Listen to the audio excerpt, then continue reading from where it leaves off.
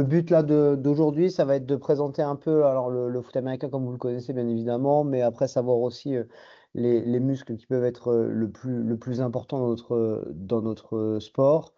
La planification par rapport à la off-season, la pré-saison et la saison.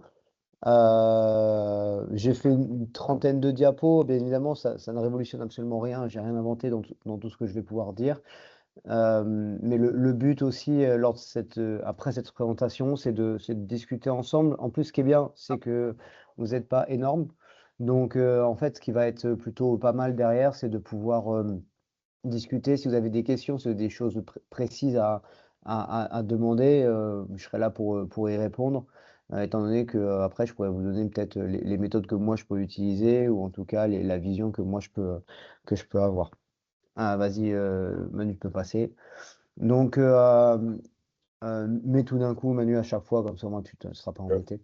Une question du sommaire, en fait, c'est de voir un peu les qualités physiques qui sont au service de la performance, donc de la performance au foot américain, avec un état des lieux du foot américain et aussi par rapport à différentes catégories qu'on peut avoir, hein. Si vous avez déjà été à la dernière présentation, les catégories de B-skill, skill et skill player.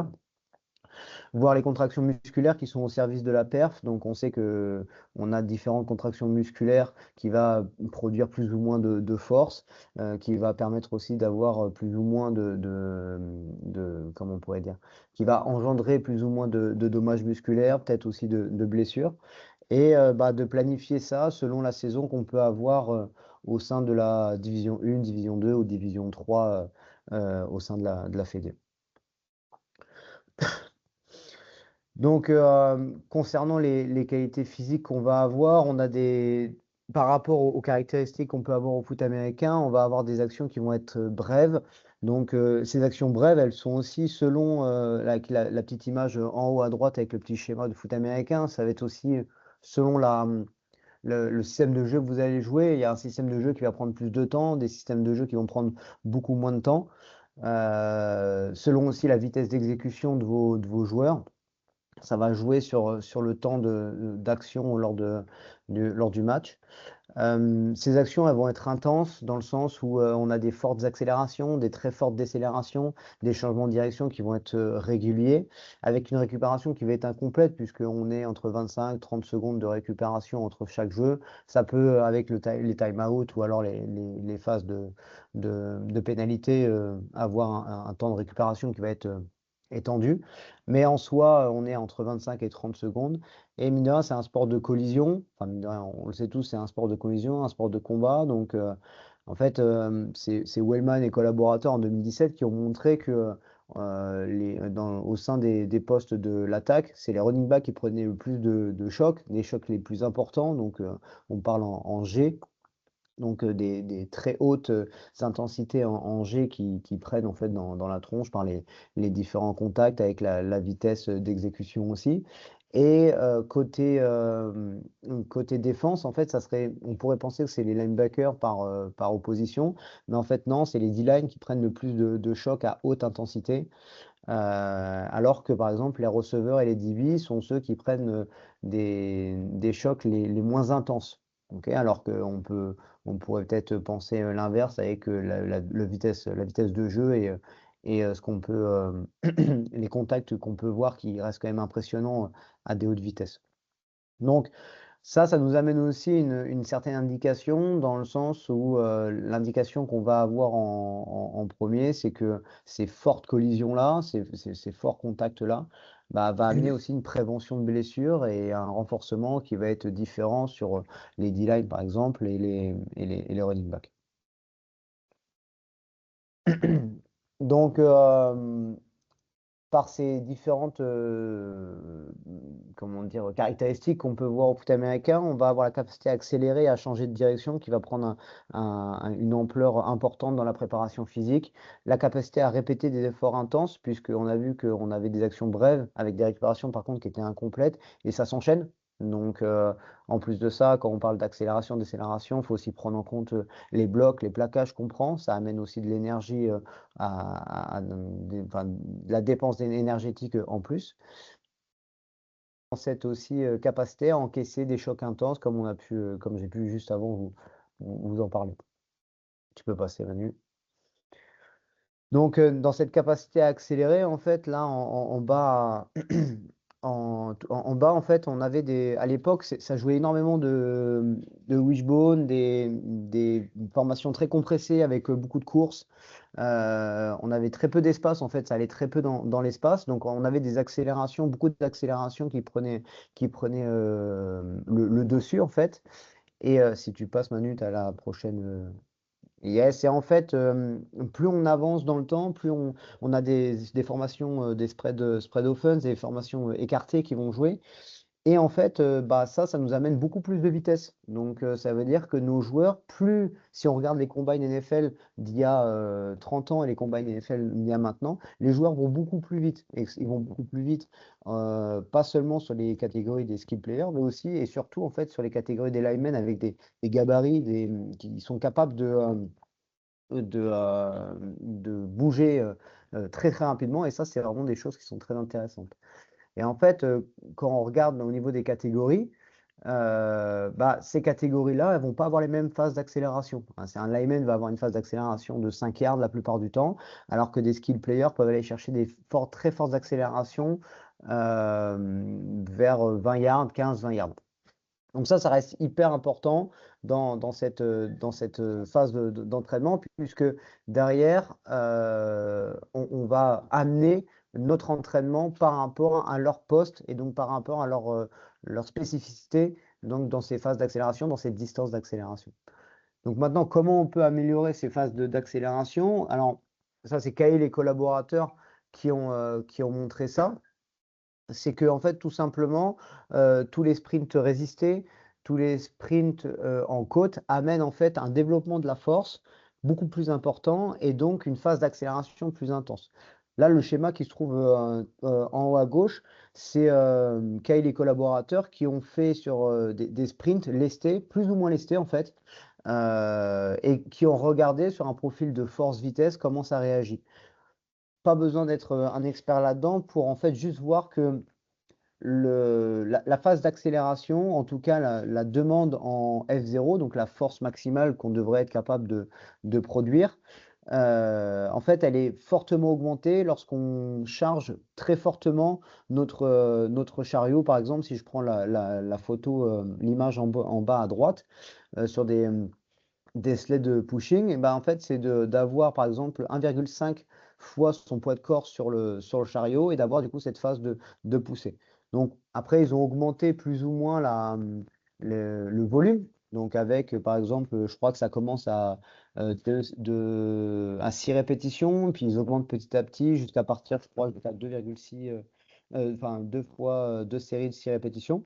Donc avec une augmentation de la charge qui va être progressive, mais en gardant toujours la même intensité de charge. Après, si vous n'avez pas de sled, par exemple, vous pouvez très bien travailler sur ces phases d'accélération pour augmenter la force, en fait, tout simplement augmenter la force de pousser au sol, soit avoir des montées comme on peut avoir en haut à droite, ou alors il faut changer la posture de départ, par exemple un genou au sol ou départ au sol, des push-up start, des choses comme ça. Ça, c'est des départs en start qui vous permettent de produire plus de force au sol puisqu'on part sur différentes positions. Tu peux passer, Manu. Là, c'est des X et collaborateurs. Donc, eux, ils ont en fait mis en synthèse différents exercices qu'on peut utiliser pour développer en fait cette force d'accélération. Donc, on a le back squat qu'on connaît. Sur une distance de 20 yards, sur les phases de chariot lesté. Chariot, ben, sprint, peu importe, mais sur combien de distance à peu près il faut. Plus tu vas avoir de distance, enfin plus tu vas avoir de charge, moins ta distance va être Ok. longue. Dans le sens où eux, par exemple, ce qu'ils ont fait, c'est qu'ils ont pris 10 mètres d'exercice.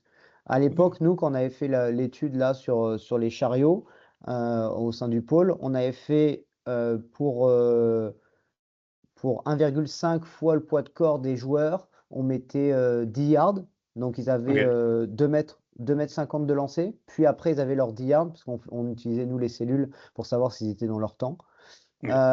Si on travaillait avec proche de 50 à 70% de leur poids de corps, on travaillait sur 20 yards. Donc pareil, 10 yards de lancer et 10 yards où ils devaient être full speed pour avoir Un toujours peu. un temps. Et Ok. sinon après, on travaillait sur des 40 yards non lestés. Et ça, tu l'adaptes en fonction du poste? Alors, tu peux l'adapter en fonction du poste. Si tu prends les linemen, tu vois, le non lesté ne sert pas à grand-chose parce qu'ils vont avoir beaucoup de phases de Ouais. poussée. Donc, Hmm. les fois 1,5% de leur poids de corps, c'est largement faisable. Ok. Ils ont beaucoup de force, hein. Nous, on a un gars à l'époque, il faisait 130 kills, je crois, et il poussait 200 sur la sled. Donc, après, ça Oui. dépend Ok. aussi de la matière que tu as au sol parce que tu vas avoir plus ou moins de frottement avec certaines matières. Nous, on avait un synthétique, donc ça glisse quand même plutôt pas mal. Il y a moins Ouais. d'accroche. Si tu fais, par exemple, je sais pas, sur un terrain, je te dis le Roland-Garros, il va y avoir Ouais. beaucoup plus d'accroche, donc ça va être compliqué. Ok. Et en fait, du coup, après, sur les exercices, on a le back squat qu'on connaît tous. On a le kettlebell swing. En fait, kettlebell swing, c'est intéressant par l'engagement du bassin. En fait, on va activer ces gros muscles des fessiers là, qui va nous permettre d'avoir un engagement du bassin. Et c'est cet engagement du bassin en fait qui est hyper intéressant sur la phase de sprint, puisqu'il faut toujours comprendre que on veut chercher à déplacer son centre de masse, ok, en gros son nombril. On veut chercher à le déplacer, et c'est pas les épaules, parce que souvent on aime bien casser avec les épaules, mais ce qui nous intéresse, c'est avoir ce bassin qui va s'engager. Le Romanian deadlift, grosse utilisation des ischio-jambiers et aussi des fessiers sur cet exercice, c'est pour ça qu'il est intéressant. Après, on a les trap bars, le hip thrust, le mid tight pull, etc. Et tous les exercices qui vont être aussi sur l'haltérophilie, un dérivé de l'haltérophilie avec le clean, le hang clean. En fait, tout ça, c'est hyper intéressant tout simplement parce qu'on a un engagement du bassin vers l'avant avec une sollicitation des ischio-jambiers et des muscles des fessiers, ce qui permet en fait d'avoir derrière une phase d'accélération plus intéressante. Tu peux passer, Manu. Ça, c'est toujours dans cette question de production de force en fait à basse vitesse, donc vraiment la phase d'accélération de 0 à 5 voire 10. Euh, c'est euh, c'est plutôt intéressant dans le sens où il vous met en fait jour 1, jour 2 sur deux jours par semaine d'entraînement, sur 4 semaines. Donc en moins, on voit un peu aussi la continuité. Donc lui, il utilise 30% de la vitesse max. Alors moi, je vous ai dit un pourcentage de poids de corps parce que dans la vie de tous les jours, c'est assez compliqué, à part si vous avez beaucoup de matos, mais ça reste quand même compliqué. C'est de connaître la vitesse max des gars. Souvent, c'est rare, donc autant utiliser le poids de corps. Ça, c'est un truc que vous connaissez assez facilement. Et donc, bah voilà, hein, on a le premier jour, c'est une orientation plutôt horizontale avec des sprints résistés ou alors proleur marche. En fait, c'est tout simplement toujours en utilisant une sled c'est c'est mimer en fait la phase d'accélération sur les trois premiers appuis en, en pensant à cette extension au niveau hanche, genou, cheville avec le hip thrust. Donc le hip thrust qui a une faculté à aller de façon, par son engagement du bassin, avoir une orientation horizontale. Et après, on a l'orientation donc verticale avec du back squat, du clean, mid-thigh pull. C'est surtout la plupart du temps des contractions isométriques qui peuvent être intéressantes. On le verra après. Mais en tout cas, voilà, on a deux orientations différentes sur l'orientation horizontale ou alors du coup l'orientation verticale.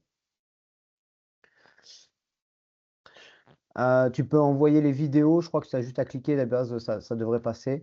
On a aussi du coup des slalom sprint. C'est assez intéressant parce qu'en fait, ça permet d'avoir une phase d'accélération et une phase d'accélération qui se trouve être en dehors que d'une phase horizontale, enfin une phase, pardon, linéaire. Puisque bah, dans le foot américain ou même, je pense au flag aussi, on a beaucoup de phases de course avec des courbes. Et donc, ça reste quand même un travail d'accélération et d'accélération en dehors du linéaire est vachement, vachement intéressant. Et donc, en fait, plus on va chercher à agrandir cette courbe, plus ça va être compliqué pour le joueur de chercher à accélérer, ou en tout cas, il va devoir mettre plus de force pour pouvoir accélérer. Donc, ça permet d'avoir une sollicitation qui se trouve être différent avec un exercice qui est mine de rien le même. Et ça, c'est par exemple, vous n'avez pas de beaucoup de matos pour pouvoir travailler cette force. Ça peut être une des solutions. Alors bien évidemment, après, ça va pas avoir autant d'impact, par exemple, sur la F0, sur la force max, que si on fait du sled push ou pull. Mais en tout cas, ça vous permet d'avoir quand même une sollicitation sur l'accélération des joueurs.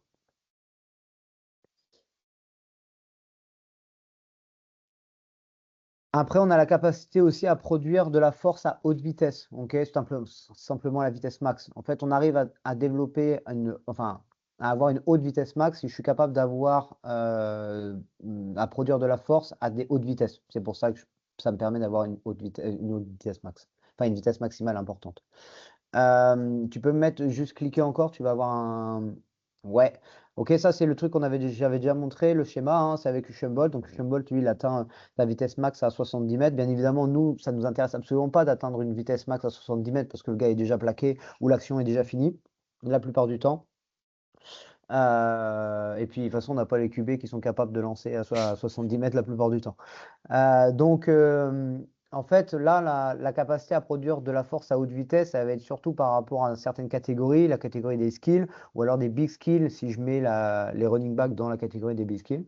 En fait, ça va être une composante vraiment cruciale dans la performance, surtout que cette vitesse max, en fait, elle est aussi importante dans tous les changements de direction, puisque en fait, c'est corrélé avec la capacité à changer de direction le plus rapidement possible. Donc, ça reste quand même une composante extrêmement importante.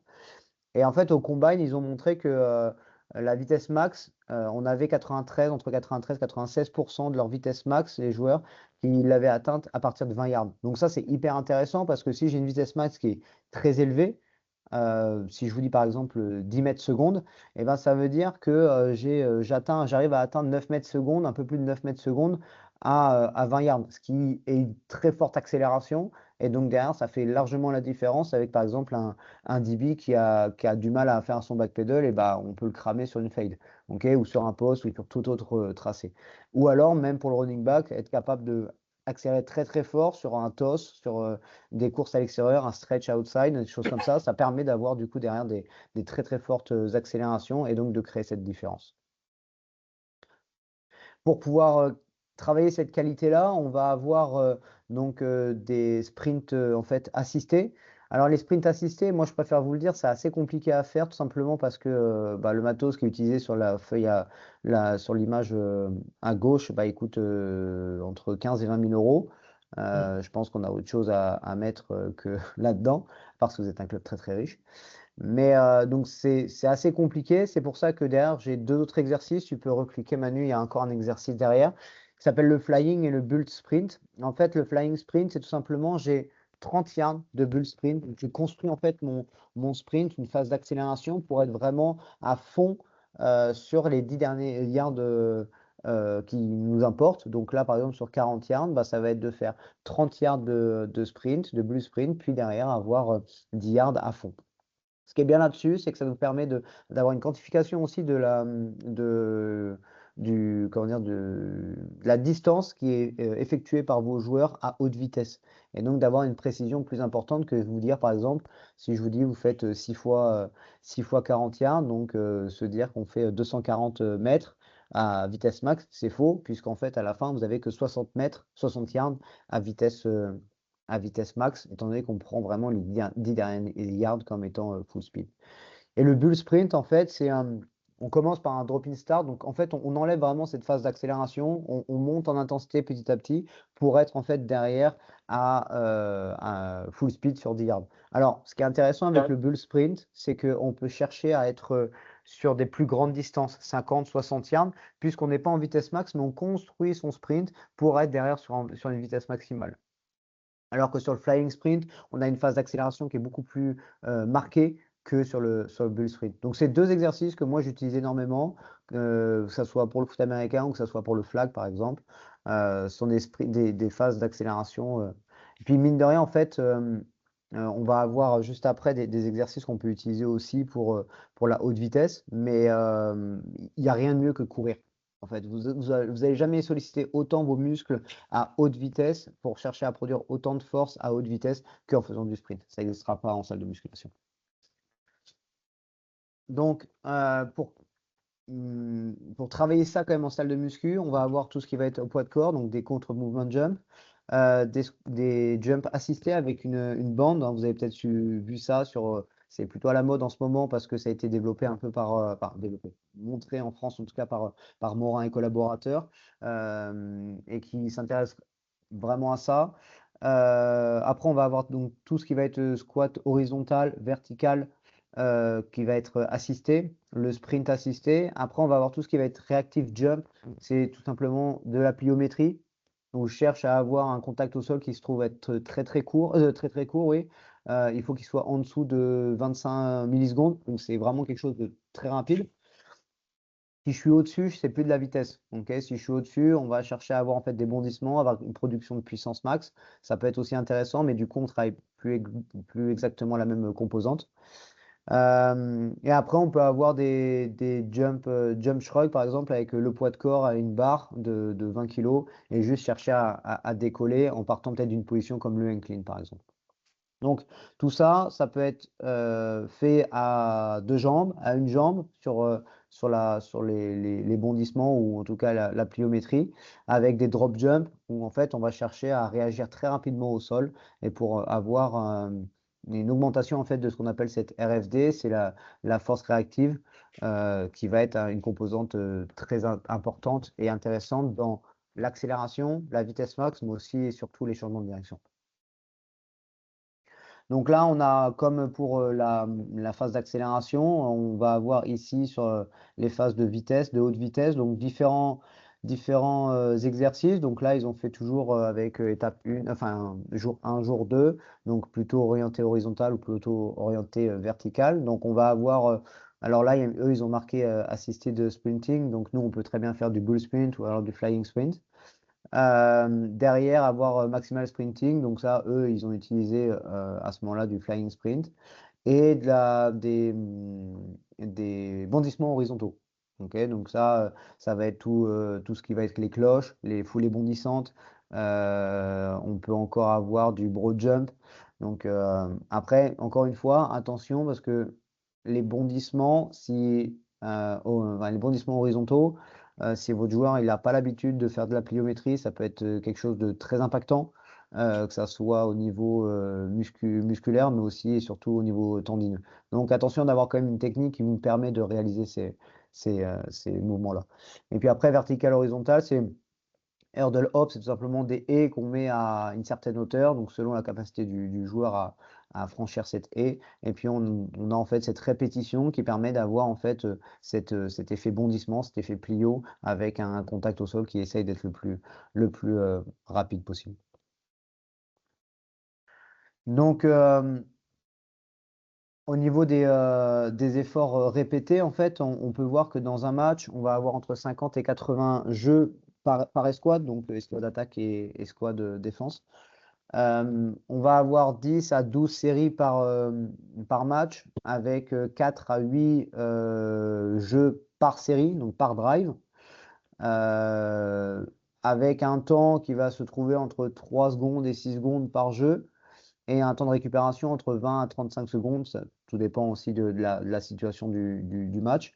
Et par contre, on va avoir entre 6 à 7 minutes en fait, de récupération entre l'attaque et la défense. Donc en fait, si on regarde bien ça, on voit tout simplement que on a quand même beaucoup de jeux, beaucoup de répétitions, de sprint, de changement de direction, d'accélération, de décélération, dans un temps qui est très court, avec une récupération, encore une fois, qui est incomplète. Et en fait, on a le temps de récupérer entre chaque drive, par exemple, offensif. Par contre, en fait, ce qui va être compliqué, c'est que bah, un match, vous savez bien, ça dure entre 2 heures, 2 heures et demie. Donc, c'est le fait d'être capable de répéter en fait cet effort tout le long du match. Et ça, par contre, c'est plus compliqué. C'est pour ça que la filière aérobie, on n'aime pas trop la faire parce que c'est pas le truc le plus amusant. Mais par contre, ça reste hyper important pour être capable de répéter des sprints, mais aussi dans une question de prévention de blessure. Donc, en fait, bien évidemment, ce qui reste intéressant, c'est d'améliorer la capacité à accélérer, parce que si j'améliore la capacité à répéter des sprints, mais je suis mauvais à répéter des sprints, bon, à la fin, Ce qui m'intéresse, c'est d'être capable pendant un jeu de faire la différence. Donc, si je ne suis pas capable de faire cette différence-là, il faut d'abord apprendre à faire cette différence pour multiplier cette capacité à faire la différence dans les jeux. Donc, la méthode, en tout cas, qui peut être utilisée, elle peut être spécifique au poste, qui va permettre d'avoir aussi un transfert plus facile dans la pratique. Parce que, encore une fois, ce qui vous intéresse, c'est de faire un transfert vers votre exercice, vers l'activité, vers la pratique du joueur. Donc là, par exemple, c'est quelque chose qui est fait par un lineman. Donc, on va chercher à avoir des sprints résistés. Donc, 3 à 6 secondes. On prend 20 secondes de récupération. On fait ça 4 à 10 séries. Donc, toujours dans cette question de progression, progressivité, avec entre chaque série avoir 2 à 3 minutes. Et puis après, on passe au prochain exercice. Donc, pass set ou 5 yard sprint, medicine ball, un jet de medicine ball, puis après, je vais en sprint. En fait, ça, vous pouvez aussi faire, par exemple, un sprint résisté. Je prends 20 secondes de récupération. Je passe au deuxième pass set ou 5 yard sprint. Je prends 20 secondes de récupération. Et en fait, je fais les 5 exercices comme ça. Et derrière, je prends 2 à 3 minutes. Pour chercher à mimer, en fait, ce travail avec ce travail plus spécifique de l'activité.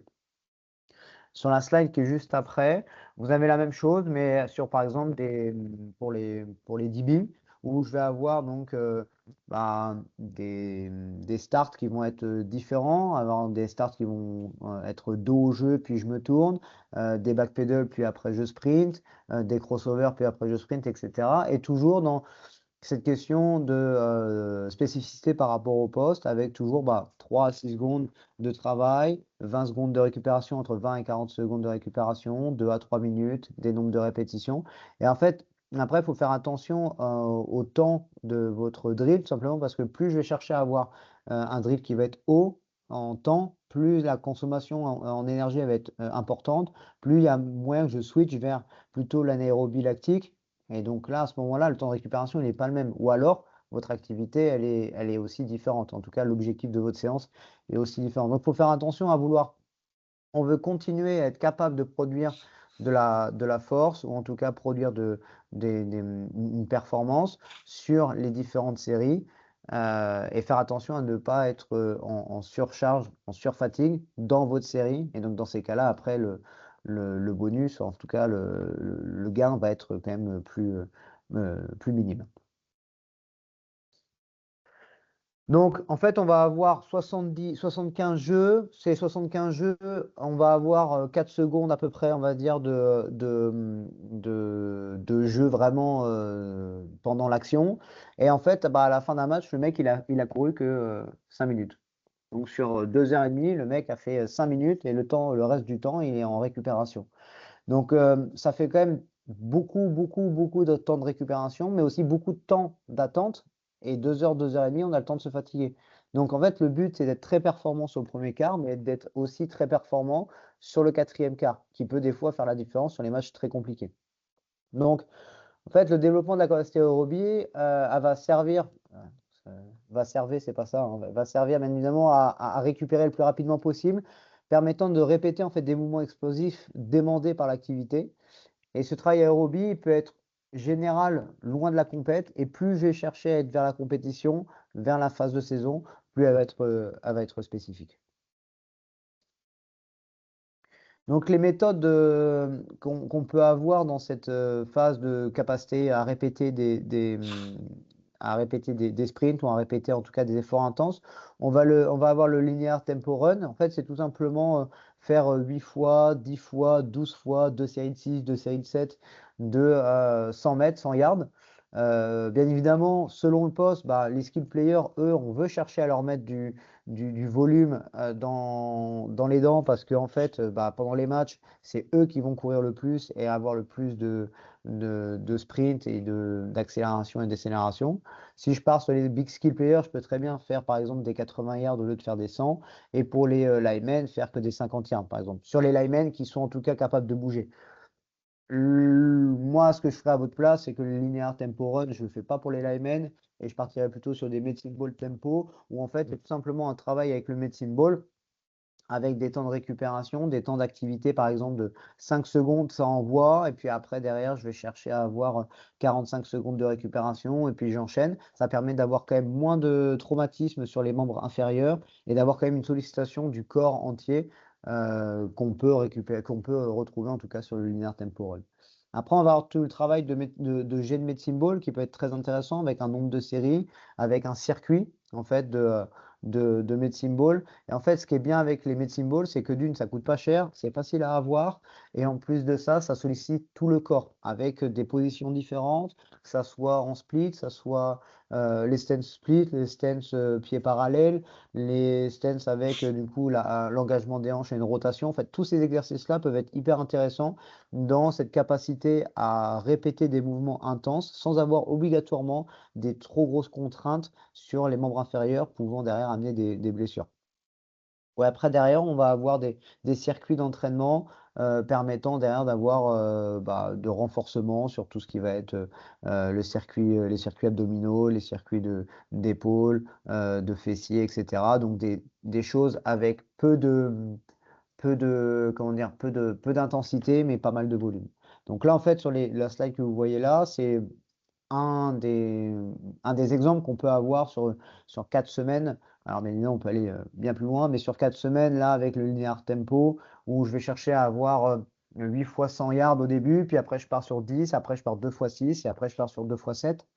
Donc, c'est une progression qu'on peut avoir sur, par exemple, 2 jours de conditioning.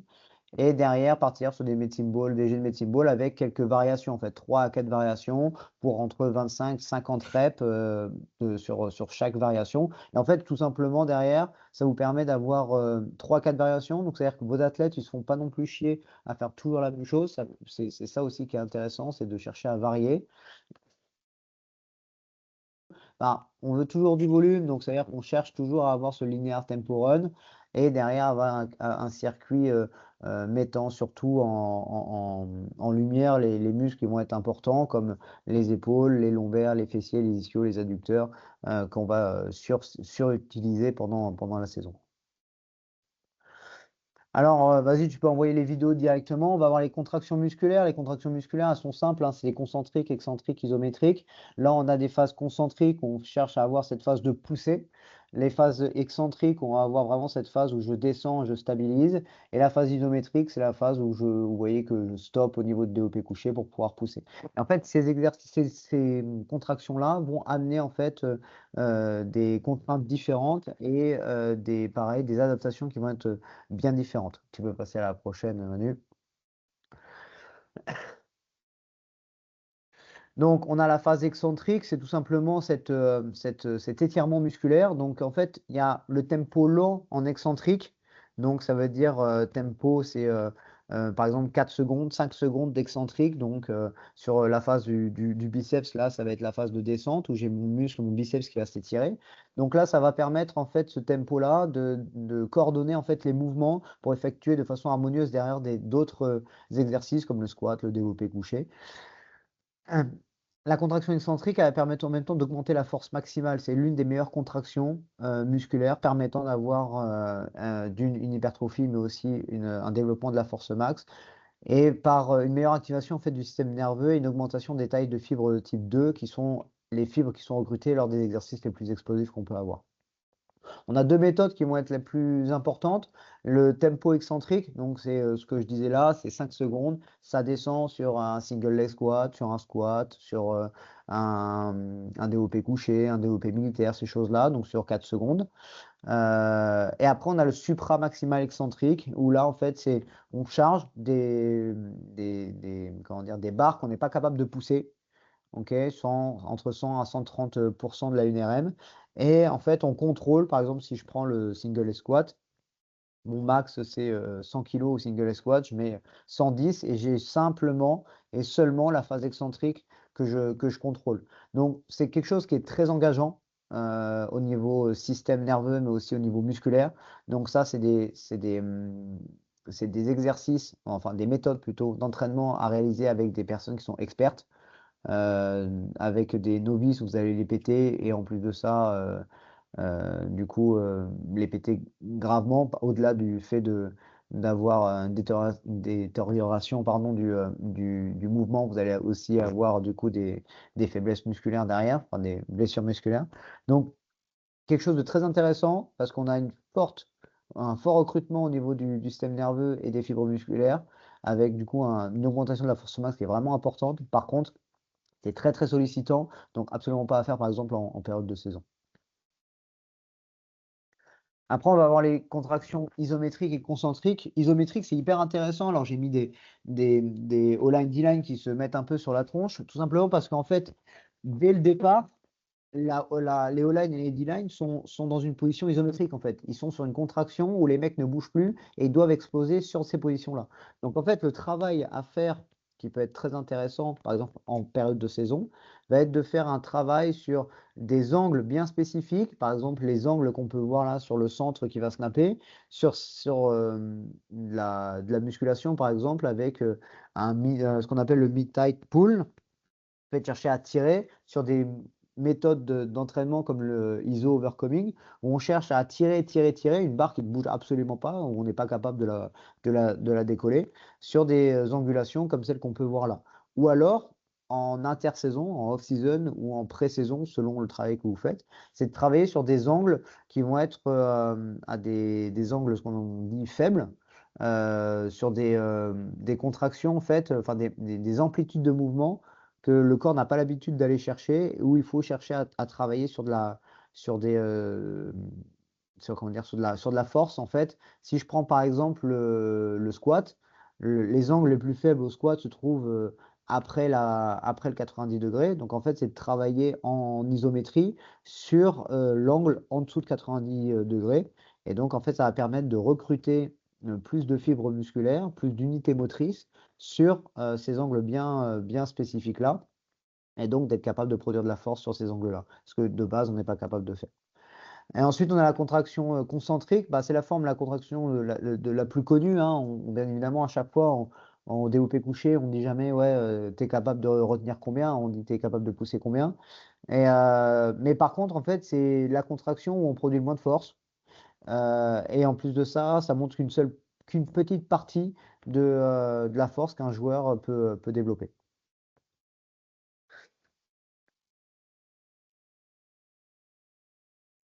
Donc, les méthodes où on va utiliser ces contractions musculaires, ça va être du coup pour travailler en hypertrophie. L'hypertrophie, on va avoir 3 facteurs hyper intéressants et hyper importants à travailler dessus. C'est les dommages musculaires, la tension mécanique. Dommages musculaires, c'est les courbatures. Ok, donc si je ressors un jour ou 2 jours après la salle de musculation avec des courbatures, c'est que j'ai travaillé sur mes dommages musculaires et donc j'ai peut-être un travail en hypertrophie qui est en train de se faire.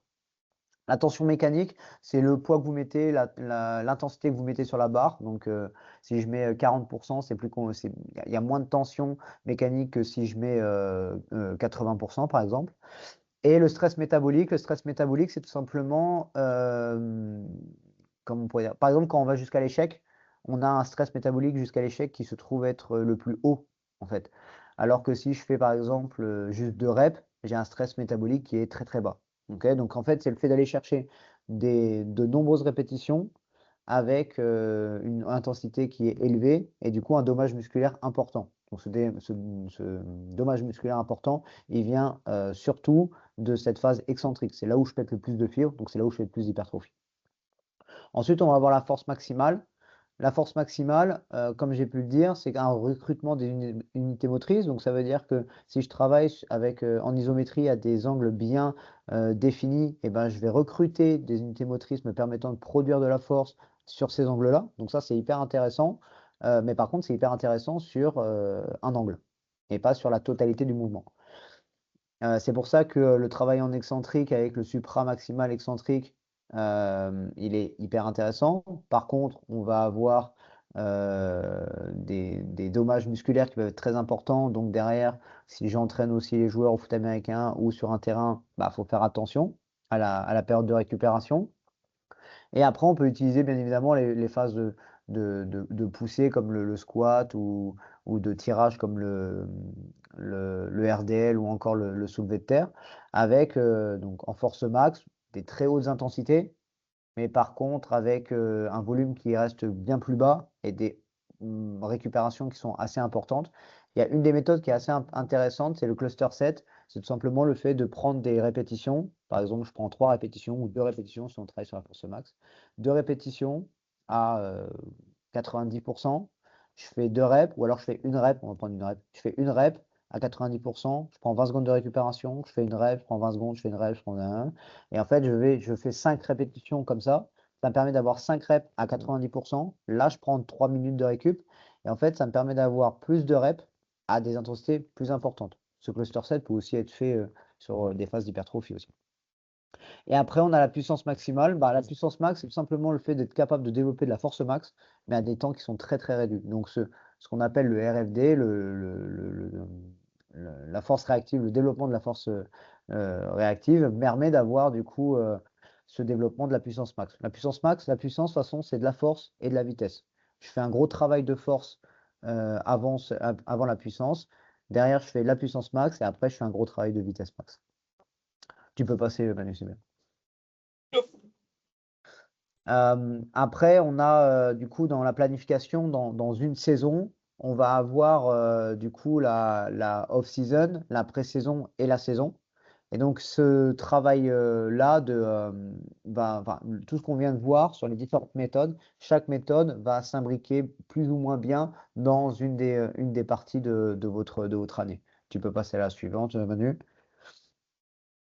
Par exemple, si je prends la off-season, je vais avoir un haut volume avec une haute intensité. Donc, c'est vraiment la phase de fondation de la force musculaire. La plupart du temps, dans notre cas, ça va être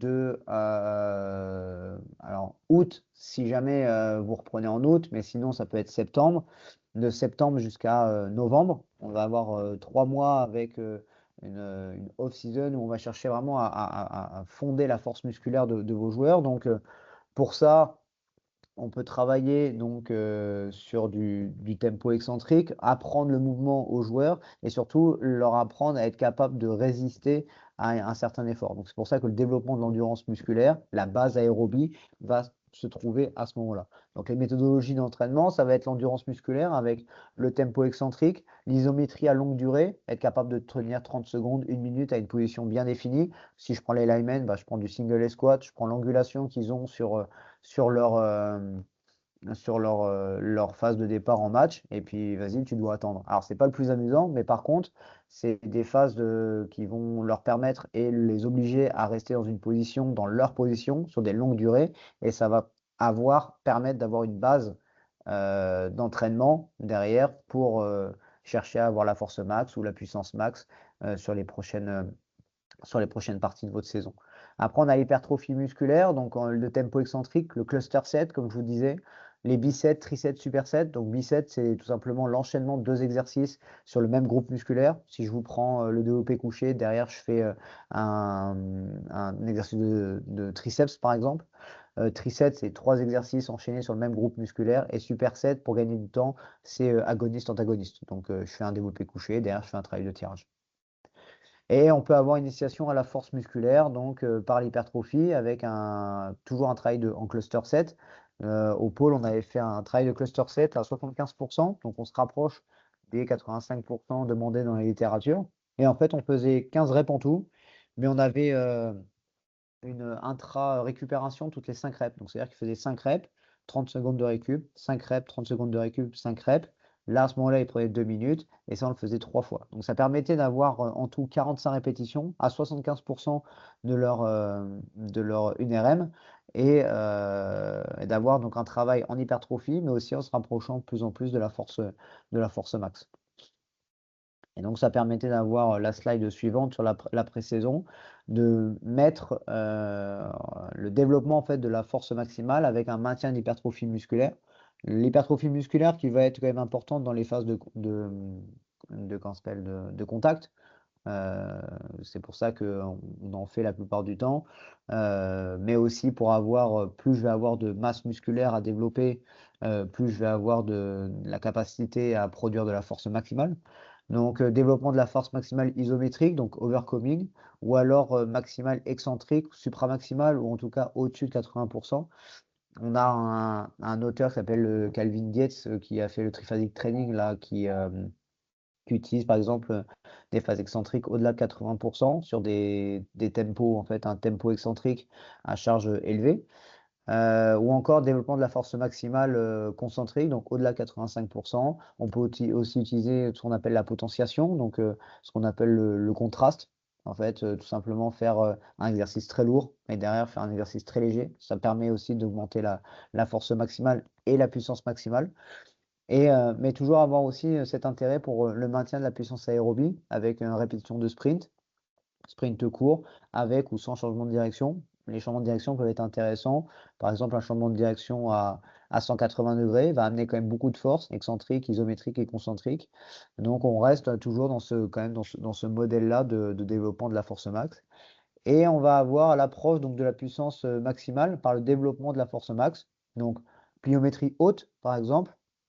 Donc bien évidemment, si on fait de la pliométrie haute à ce moment-là, c'est qu'on a déjà engagé sur les fondations de force la pliométrie dite basse, donc avec des petits bondissements. La pliométrie haute, on cherche à avoir des bondissements avec ce qu'on appelle des depth jump, donc par exemple 50 cm, 80 cm, 1 mètre. Alors ça dépend aussi de la capacité de vos joueurs, mais en tout cas là, on est plutôt sur un développement de la puissance maximale en jouant sur la qualité de force maximale en fait. Puis après, on va passer sur la phase de saison. Et en fait, cette phase de saison, bah, on veut chercher à avoir un maintien de la force max, mais avec surtout un développement de la vitesse maximale. Alors, ce maintien de force max peut être isométrique pour certains postes comme les O-line ou les D-line. La vitesse maximale ne va pas être hyper intéressante pour certains postes comme les O-line, D-line. Donc, continuer à avoir un travail sur la force max ou un travail sur la puissance peut être plus intéressant qu'un travail sur la vitesse max, par exemple, pour ces postes-là. Donc, développement de la vitesse max, hein, le flying, le build-up sprint. Développement de la puissance maximale avec la pliométrie, l'haltérophilie qui est hyper intéressante dans cet engagement, cette extension de hanche et cette coordination qu'il faut avoir qui est très très intéressante. Le cluster set, la potentiation ou encore les changements de direction. Plus je vais avoir un changement de direction avec un angle fermé, plus je vais avoir de contraintes musculaires et donc un développement de force. Donc si je travaille vraiment sur la puissance, je peux travailler sur des angles à 45 degrés, 80%, des, comment on peut, des zigzag sprints, des choses comme ça. Ce sont des sprints ou en tout cas des méthodes qui peuvent être utilisées pour travailler la puissance max. Et un maintien de la force maximale concentrique, donc les heavy sled push, les hill sprint, les départs avec différentes positions. Ça peut être un maintien de cette force maximale dite concentrique parce qu'on est surtout sur une phase de poussée. Et bien évidemment, il ne faut pas oublier ce protocole de prévention, ischio, adducteur, cou, épaule, qui sont les muscles les plus utilisés et à lesquels on peut retrouver pas mal de blessures sans contact et avec contact. Je pourrais aussi mettre l'articulation de la cheville avec un travail de proprioception, avec ce travail en équilibre, ou en tout cas en mobilité dynamique. Donc, ce sont des travails qu'on peut réaliser en plus, en annexe ou alors dans les phases d'échauffement. Donc, j'ai fini dans la présentation de ce qu'on peut faire et de comment on peut articuler les choses dans la phase de saison, enfin, de off-season, de pré-saison et de saison. Le but derrière, c'était aussi de pouvoir échanger avec vous sur ce que vous vouliez, des méthodes d'entraînement que vous intéressez, peut-être des questions que vous posiez aussi. Donc, c'était plus là le côté questions-réponses dans lequel je peux peut-être vous recarder, comme on dit.